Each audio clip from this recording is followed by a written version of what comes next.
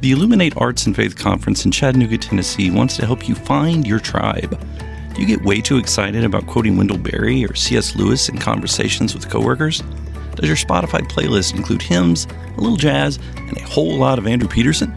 Join your tribe at Illuminate March 31 and April 1 for education and inspiration from speakers Russ Ramsey, Douglas McKelvey, John Hendricks, and others.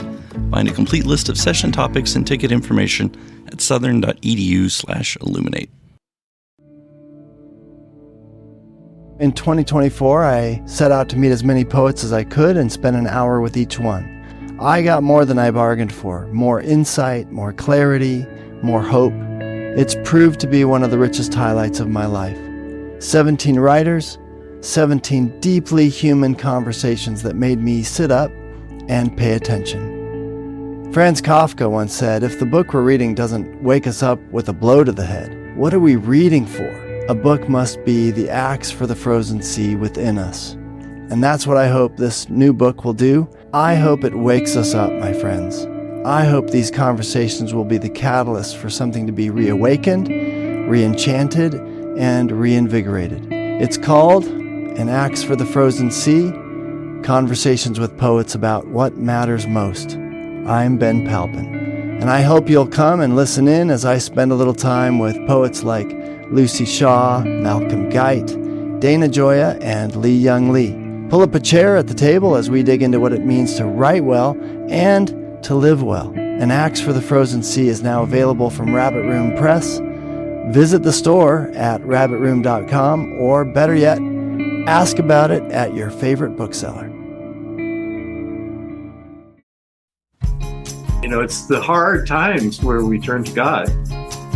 When things are going well, we tend to say, well, look at me, I'm pretty good, I'm smart. And that's just the human condition. When we look at the kind of people Jesus went to, they were the disadvantaged, they were the people with leprosy. My goodness, nobody would touch someone with leprosy, but Jesus did. And that's what we're supposed to be doing as Jesus followers as well. Welcome to the Habit Podcast, conversations with writers about writing. I'm Jonathan Rogers, your host. Philip Yancey has written and published at least 25 books. I was a teenager the first time I read a book by Philip Yancey. His honesty, his willingness to wade into difficult questions, and more to the point, his unwillingness to give easy answers to those difficult questions have made him one of my favorites. In his latest book, published by Rabbit Room Press, Philip Yancey engages one of my other favorites, the 17th century poet and preacher John Donne. Undone is Philip Yancey's modern rendering of John Donne's Devotions, a collection of prose meditations that Donne wrote on his sickbed in 1623.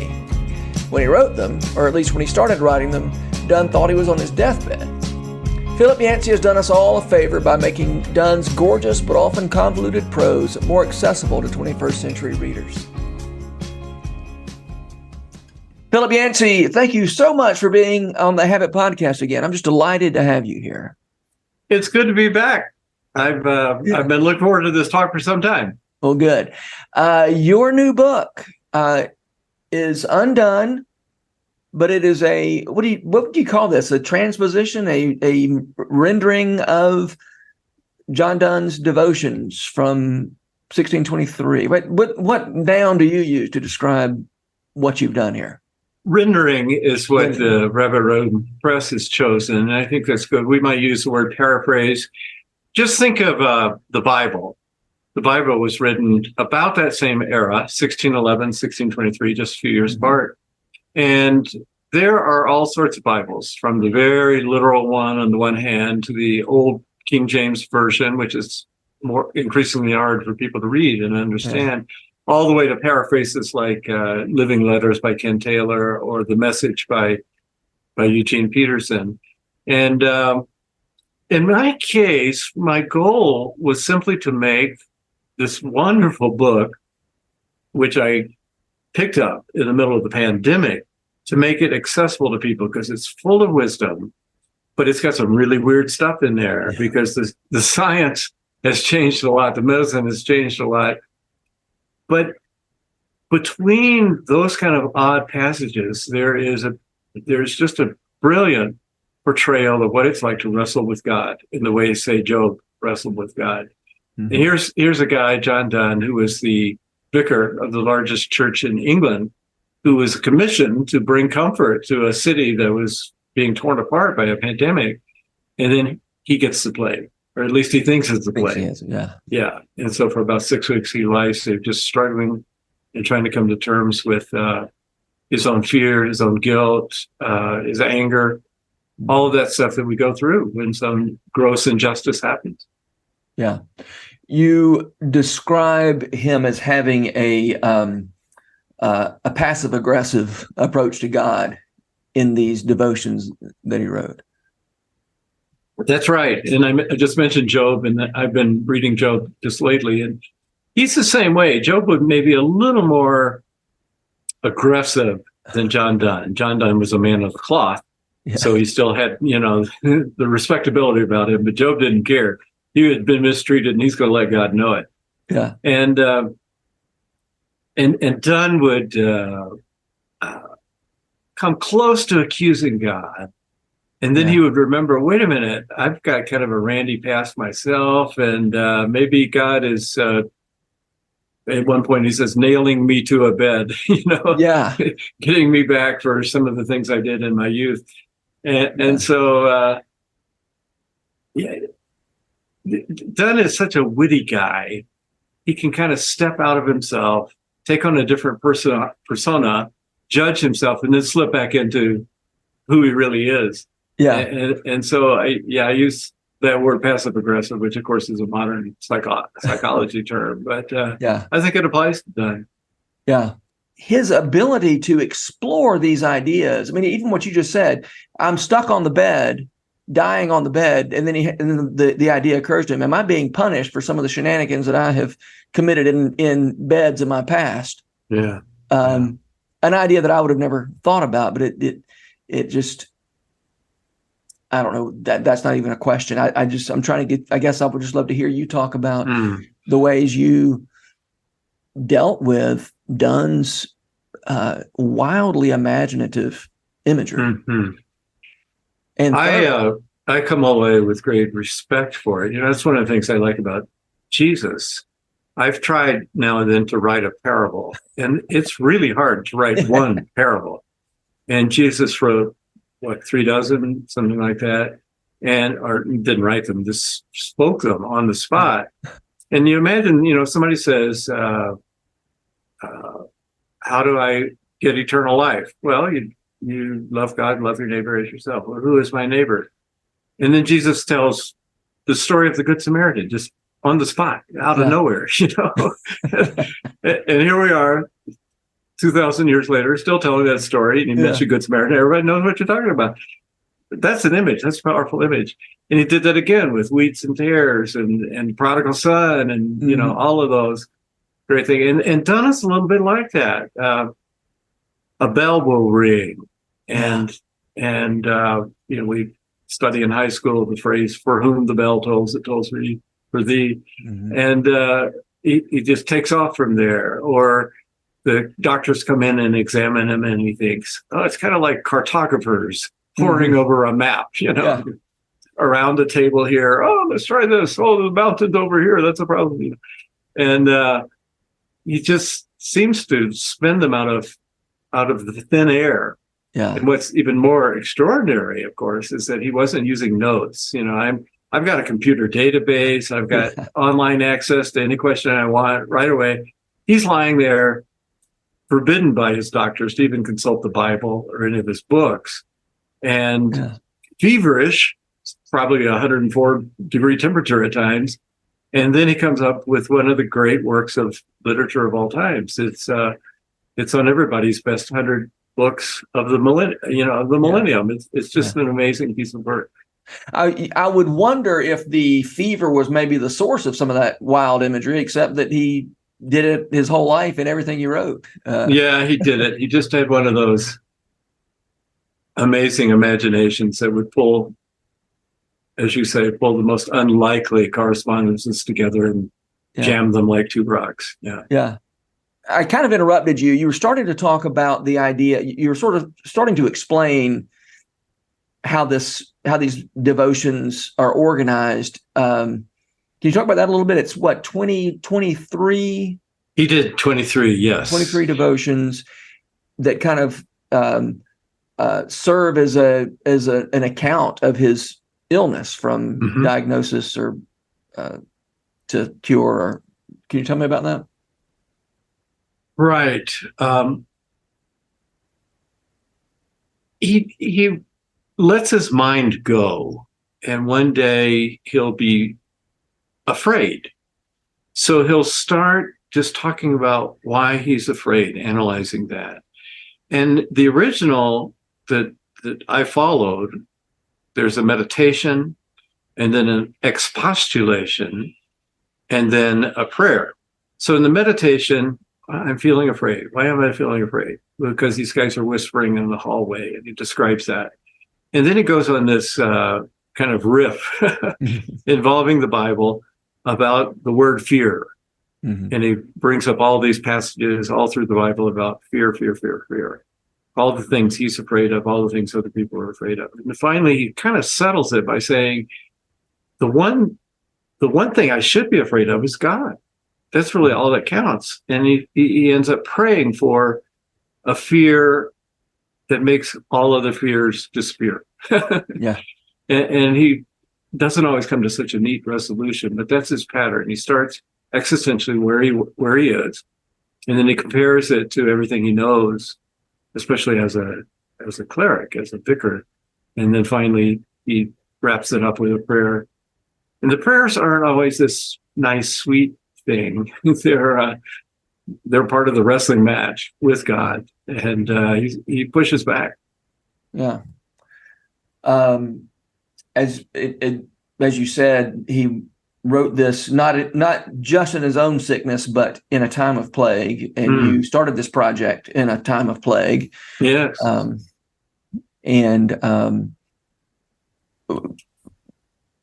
me about what kind of insights you had about 2020 from reading these devotions from 1623. Yes, one of the first things is the freedom to lash out. I remember when the pandemic was first being identified, and Time magazine felt, well, we should involve some sort of religious voice. So they turned to N.T. Wright, which is a very good choice. And they let him write a little column in their special issue on the pandemic. And he wrote about lament. He said the one thing that he brings to the surface and among his own parishioners is it's okay to lament. In fact, the Bible is full of lament. The Psalms, Job, Lamentations, many of the prophets. And Donne is a master of lament. He gets it out. We are free to complain, to remonstrate, to argue, to wrestle.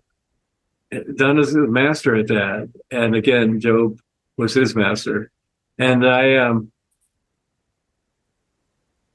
it's best though not to lament alone. One of the turning points in Donne, as he lay there for about 6 weeks, is this passage about the tolling of the bell. There are several different bells. One announces a sick person, one announces a person near death, and one announces the death and funeral. And he had to kind of tell which bell is ringing there. And at first he was very self-absorbed. So he would hear this bell and think, well, it must be about me. Maybe I'm really dying and they haven't told me yet. The doctor's hiding this from me. So he gets all anxious about that. And then he thinks, well, that's pretty selfish. It's not all about me. Maybe it's my neighbor who actually died. And then he starts thinking about his neighbor, and he realizes, I need to have a different perspective instead of being so me-oriented. I need to pray for my neighbor, reach out as I can, limited way I can, in compassion toward him. And so he lets the things that happen during a day kind of inform him, always applying that brilliant wit and turn of phrase that has lasted for 4 centuries. Yeah. You remarked that the tolling the bells, and he devotes three of his 23 devotions, at least 3, maybe 4, to the tolling of the bells. Right. And you remarked that's a turning point for him. I guess that's what you mean what you just said was he went from this sort of self-absorption to using the bells as a way. I think you said he sort of made a game. There's something. What did you mean when you say he kind of made a game of the bells? Well, not a lot was happening in his life at the time. He's just lying there, and you know what it's like when you're sick and kind of feverish. And now we have TV going on in the background or something like that. But he didn't have that, and he was in quarantine, so there was nobody around him, and his mind is just playing game. His mind is playing games on him. Yeah. And so first he's got to figure out, okay, which one of these bells is going on here? Did somebody die, or is it announcing my illness, or what's going on? And then he thinks of some medieval story he heard about these monks who rang the bells at the wrong time or something like that. He lets it go. Yeah. And you can understand why when you consider his situation there, which was not an easy situation to be in. Yeah. The monk story, if I remember correctly, they were supposed to ring the bell when someone was about to die, and they accidentally rang it when nobody was sick, and then the monk fell off. Right. Yeah. Right. The guy finally died. Yeah. Well, one of those meditations, one of those bell meditations, is probably the most well known. Surely, it's the most well known of these devotions. It's it's the only thing I remember from the devotions from reading them in high school. Is ask not to know for whom the bell tolls; it tolls for thee. I shouldn't say that's the only thing, because I also remember "No Man Is an Island," because my high school teacher played the Paul Simon song that uses that lyric. Okay. It was like, it was her way of showing just how contemporary she was. And I'd love, can you talk about, since that's a passage a lot of people are familiar with, I'd love to hear about your process in working on that. Mm-hmm. Sure. Yeah. Well, what you mentioned there shows just the lasting power of his words here, because here Paul Simon quotes him, and Ernest Hemingway stole something from the same passage for the title of his book, For Whom the Bell Tolls. And I had to be very careful, just like translator of the Bible. When you start messing with Psalm 23, you got to be very careful because you don't want to change as many words. What I tried to do in this book, two things. First, there's a lot of extraneous, antiquated science in medicine that just is a stumbling block to modern readers, because state-of-the-art medicine back then was to apply cups and bleeding, and then they would apply pigeons to your mouth and your feet, oddly enough, to draw away the evil vapors that are causing the illness. And, you leave that stuff in there, and people will think, this is really weird. I can't trust this guy. Yeah. Well, the interesting thing is, we have this impression that science is the hard, firm, lasting stuff. Yeah. And literature and philosophy is the fleeting stuff. Mm-hmm. Well, okay, here's a pandemic 400 years ago. None of the science they knew back then applies at all. Just throw it away. It's worthless. Yeah. But the wrestling, the existential crisis, the human agony hasn't changed at all. So what we think is the hard science is actually very soft. It goes away. Yeah. The hard stuff is the one man against God, or with God, trying to figure it out, trying to come to some sort of terms with it. But in this particular one, I enjoyed just poring over this. I tell you, it's a lot easier to start with a great work of classical literature than a blank page, which I usually do when I start writing. So it was just a matter of kind of cleaning it up. He had long, long sentences. A couple of them were over 200 words. And when I would give this book to people saying, this could be really helpful to you now that you have COVID, the old one, it was, I don't read 200-word tweets, much less sentences.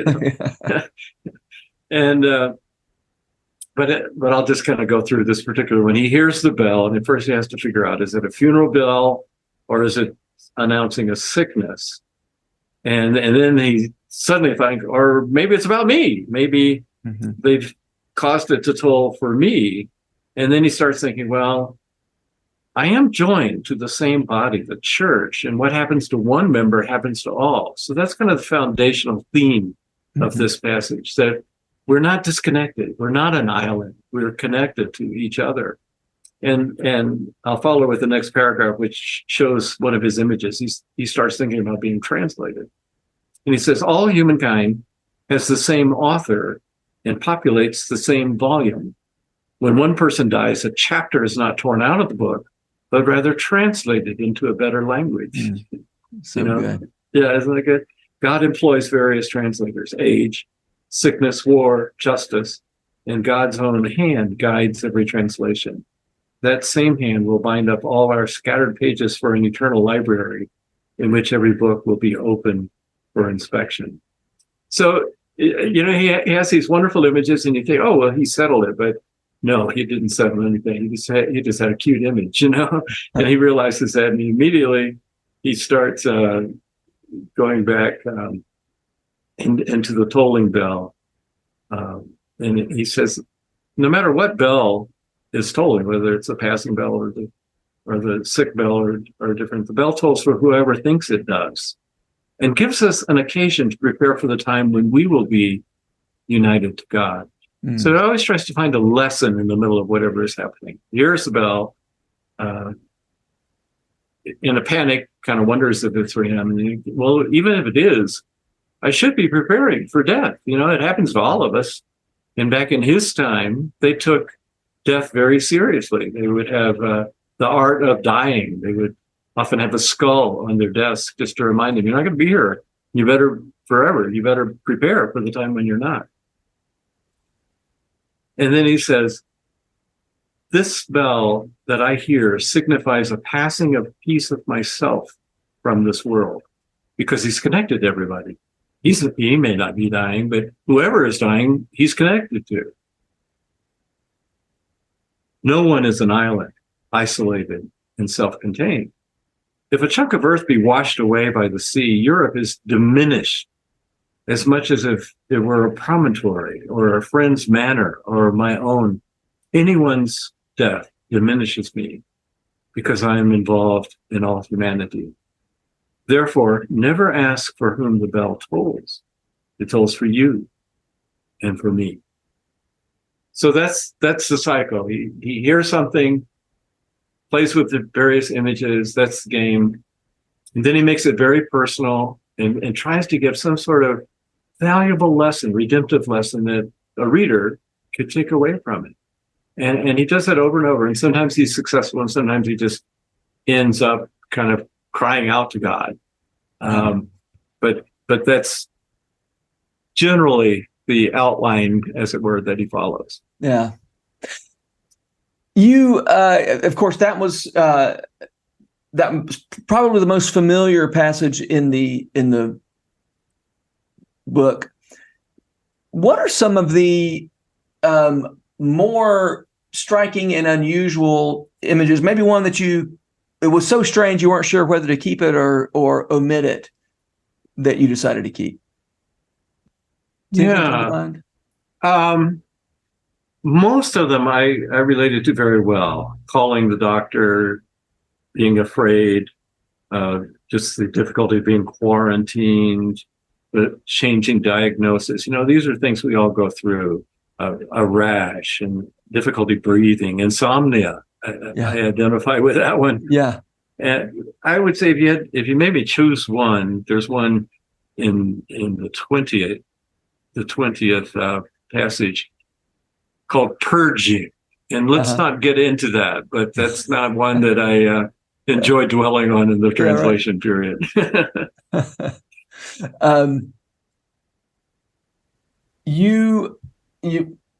You say that you relate, in any of us who ever been sick, which is all of us, relate to all of these, but you've also been specifically, you write in the book about your own diagnoses, and I mean, you've recently been, recently been diagnosed with Parkinson's. Has it been correct? Recent or?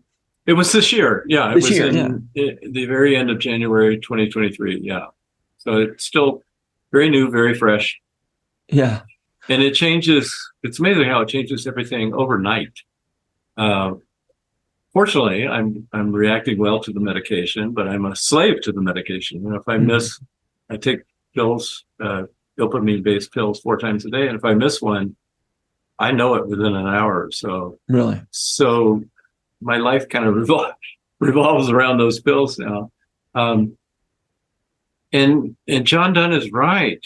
You don't endure these things alone, and they do make you very conscious of being connected to other people. I think I mentioned in the book how right after I heard my diagnosis, I was on an airplane flying somewhere, and there was a person in first class, an elderly person who was fumbling around, couldn't get his suitcases out, blocking the aisle, and people were getting so upset because they were trying to catch another plane or get home or whatever. And I realized that could be me. Yeah. Who knows? These things can progress quickly, and it does get you out of yourself and realize I need to pay attention to other people, because all around me there are people of different kinds of sickness going on. Some of it emotional, and some of it family oriented, and some of it actual physical symptoms. Yeah. You have to think that the people who are grumbling were people who, at least at that moment, couldn't see themselves in that situation. You know, right. And I am one of those people. You know, I work out and I like to carry my own suitcase and all that. And then suddenly that may change in the future. And it's an adjustment for sure. Yeah. Sin not to know for whom the bell tolls. It tolls for them. That's right. That's right. Yeah. You wrote an idea that I thought was really interesting. Was your thoughts on shame and debility. You know, that as we, I mean, you just touched on that. A person who is experiencing debility, and slowing other people down and getting grumbled at. There's a kind of shame in that. Perhaps not. Yeah. I mean, not legitimate shame, but you can't help but feel these things. Right, and our society is not very good at. Well, in some ways, it's not very good. I've been to other countries where people who are disabled immediately elicit pity and compassion from those around them. I've been to other societies, like in India, where devout Hindus many of them would think that a person who is disabled is being rightly punished for sins committed in a future or in a past life. Mm-hmm. And so you don't really want to help these people, because then you just make it harder for them. They might have to come back yet again. But our nation, of course, is a nation of laws and litigation, and we have the American Disability Act. And so visitors from other countries are impressed by the fact that we have ramps everywhere, and elevators and sidewalks that slope down for people in a wheelchair and things like that. So in some ways we're quite aware of the disabled, but in other ways the disabled would tell you that they really stand out. You know, America still perceives itself as kind of a young, independent, thriving society, and they feel left by the wayside. I was asked just this year to speak at an unusual group. It was an Easter Seals camp. Easter Seals was started back in the days of polio, an epidemic that killed my father, for example. Yeah. I was just a year old. And mostly it affected children. My father would have been an exception there. And then years later, they're experiencing this post-polio syndrome, they call it. And it's a dilemma, because nobody's been teaching anything in medical school about polio for 40 years. I mean, it disappeared. But actually, these people had polio, and now it's come back, and they have a hard time getting medical care. But I heard their stories. They're almost all in wheelchairs or crutches, and they taught me about the disabled. And one person told me the most poignant stories of all, being abandoned by his parents, just left in an institution for 3 years with no contact with the outside world. And then at the end, he said, But I have to say that polio added to my life more than it took away. Mm. And I stopped and I said, that's a remarkable statement. Polio added to your life more than it took away. And I find that again and again in people, especially people who live with a chronic situation, and your first response is to want to get rid of it. But these things can be our teachers. And Donne explains that pretty clearly. Most people, when you ask them, at what time did you grow most spiritually? They talk about a very difficult time. Yeah. They rarely say, oh, I was that great year. We went to Disneyland and, I was in the Olympics and I climbed a mountain. No, they talk about the year the child was born with a defective heart, and they face that issue of surgery and all that. Something along that line, just something that really stretches you. Yeah. In one of my favorite sentences in your book, you say those who live with pain and failure are better stewards of their life circumstances than those who live with success and something like that. Yeah, there's something. But being stewards of our life circumstances. So there's something ironic about the human condition. And the Bible is so clear about this, because you go back to the Old Testament, there were 39 rulers, kings. There's one ruling queen in there, so 38 plus one, I think. And you can just grasp that when things were going well, when the nation was prosperous, when it's winning all of its wars, when it has good leadership, look out, because then they start taking credit for it. They turn away from God, and the nation starts to fall apart. And then when they do fall apart and they're invaded by Assyria or Babylon or whatever, they turn back to God and say, please help us. And God sends the prophets. And then they, it's the hard times where we turn to God. Mm-hmm. When things are going well, we tend to say, well, look at me, I'm pretty good, I'm smart. Yeah. And that's just the human condition. But God has a special place for those of us who, when we look at the kind of people Jesus went to, they were the disadvantaged, they were the disaffected, they were the suffering. People with leprosy, my goodness, nobody would touch someone with leprosy, but Jesus did. And that's what we're supposed to be doing as Jesus followers as well. Yeah. I didn't put this together when I was reading your book. When you started the book, you hadn't been diagnosed with Parkinson's, and when you finished the book, you had been. Or when you started the book, you thought you were talking about COVID, and you were. But by the time you finished, you had another. Your circumstances had changed medically. Yeah, different bell was tolling, wasn't it? Yeah. Right. Yeah, and as I say, it changes everything. It did change John Donne. He lived, I think 8 years after this. Everybody thought he was going to die. It turned out not to be plague. It was something like a spotted fever or typhus, something along that line, scholars think. But he became very death-focused, I think, and confident. He got a new voice. It's like he had been through the valley of the shadow and he'd come out the other side. And you can still buy books of Donne's sermons. They're wonderful to read. But if you go back to the earlier ones, they don't have that authoritative voice. He had, like, what else can they do to me? Kind of. I had a near-death experience. I had an automobile accident, a rollover accident where I broke my neck, and they were afraid that a bone had pierced my carotid artery and told me if it did, you're going to be dead in 5 minutes or so. Okay. Yeah. But it was one of those turning points for me where I started thinking, man, I can't just live unintentionally now. I have to live intentionally. I have to figure out I've got this much time left. How should I best spend that time? And certainly this experience was like that for John Donne.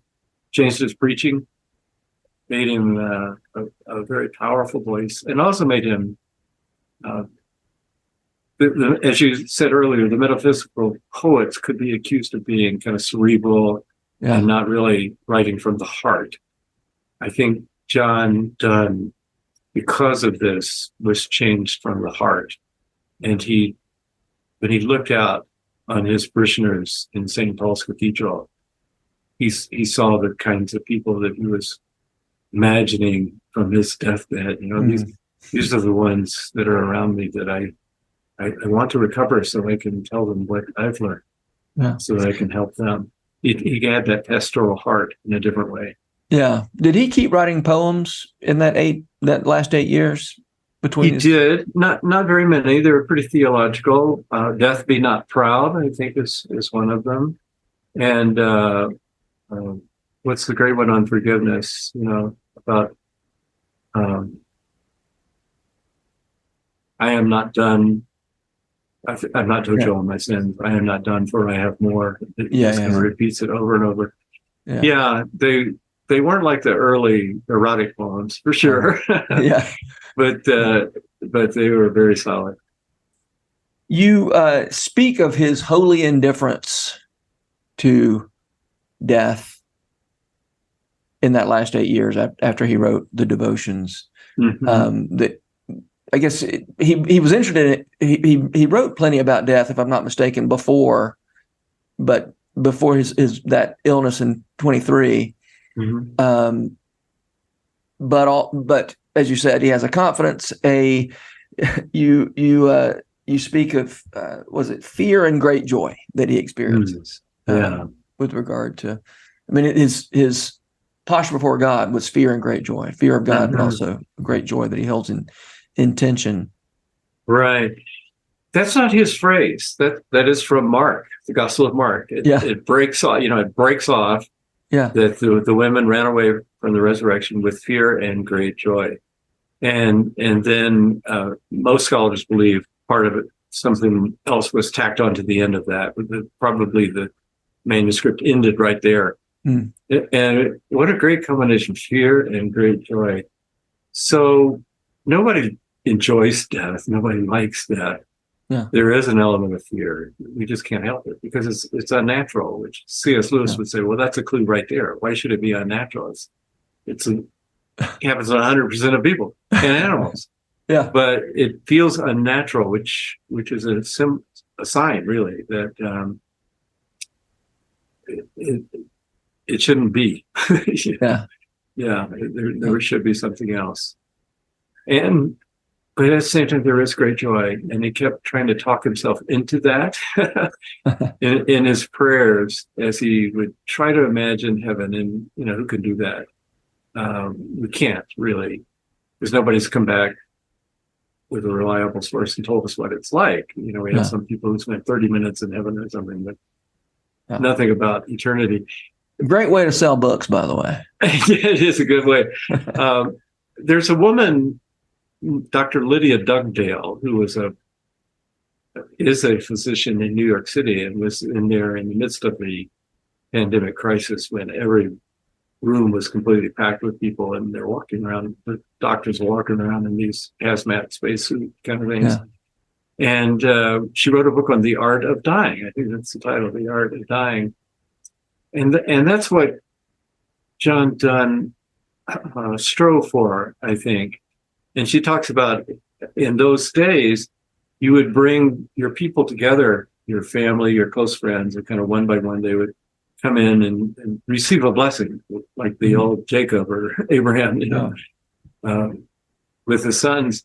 And even when you're on your deathbed, when they think you only have a couple of days to live, and Donne kind of stretched that out over the rest of his life. I think he got prepared to die, came to terms with it, didn't deny the fear, but used that time. He had learned to trust God and used that time to prepare to spend whatever the next phase of his existence looked like with God. Yeah. as you said, he didn't come to an acceptance of death the way like Kubler-Ross, treats that as a stage of development, but rather, or if you can say accepted death, it was only because he believed in the resurrection and he began to focus on the resurrection. And in his poetry, I mean, he had some of the best poetry of the resurrection of anybody. Yeah, he did. Yeah, you mentioned Kubler-Ross, and people in the field. My wife was a hospice chaplain, so she knows this well. People in the field will say she was always misunderstood because, anytime you list 5 stages of grief or whatever, and I think there were 5 that she outlines, people automatically say, well, I go through this one, and then I graduate and go to number 2, and then I graduate. It doesn't work like that. You could get all 5 at once or in the same day. And you could find all 5 of those stages in John Donne's book here, Undone, because he has anger and fear and bargaining and all of those things, but not in a clinical, educational kind of way. Just the human response to illness that we all go through. Yeah.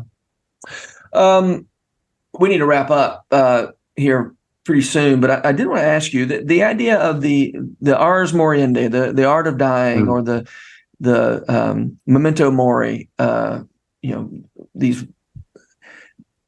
reminders, keeping a skull on our desk or whatever. Right. We live in a culture that segregates death off to where we don't have to think about it too much.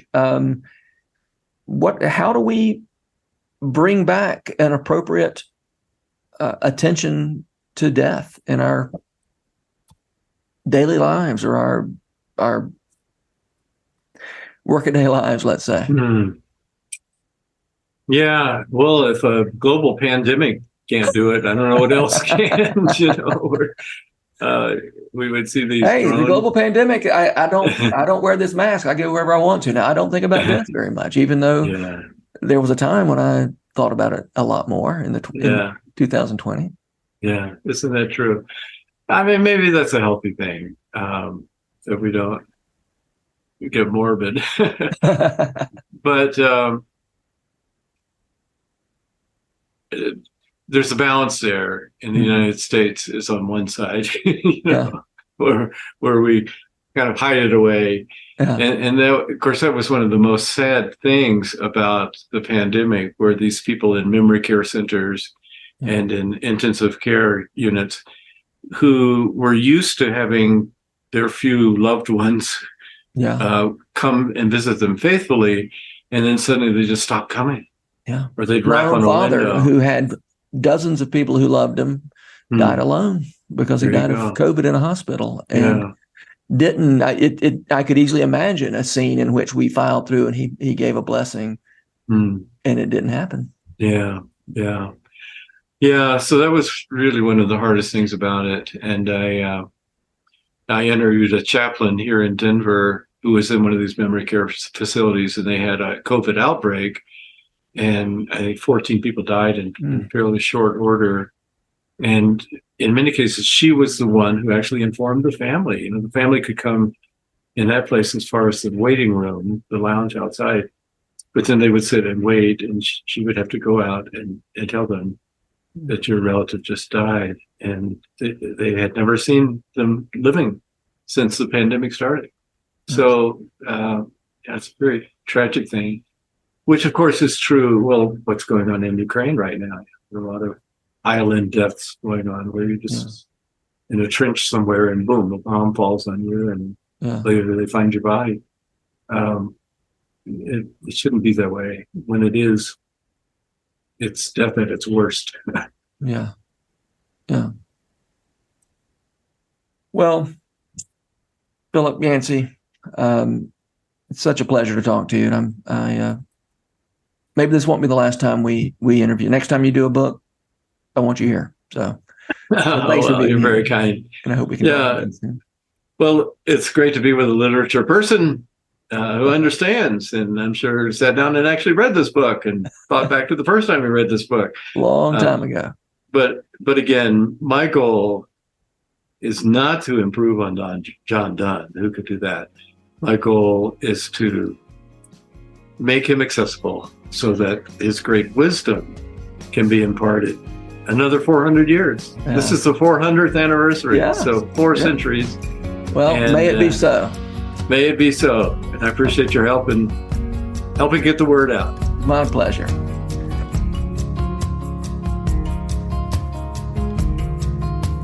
This podcast is brought to you by The Rabbit Room, where art nourishes community and community nourishes art. And all our podcasts are made possible by the generous support of our members.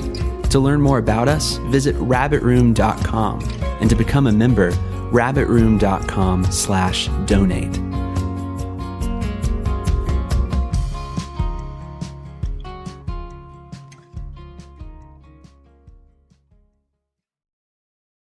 If you've enjoyed this podcast episode, consider joining the Rabbit Room membership.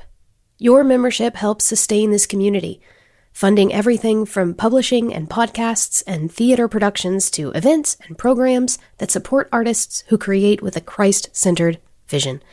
We'd love to have you on board. Learn more at rabbitroom.com/member.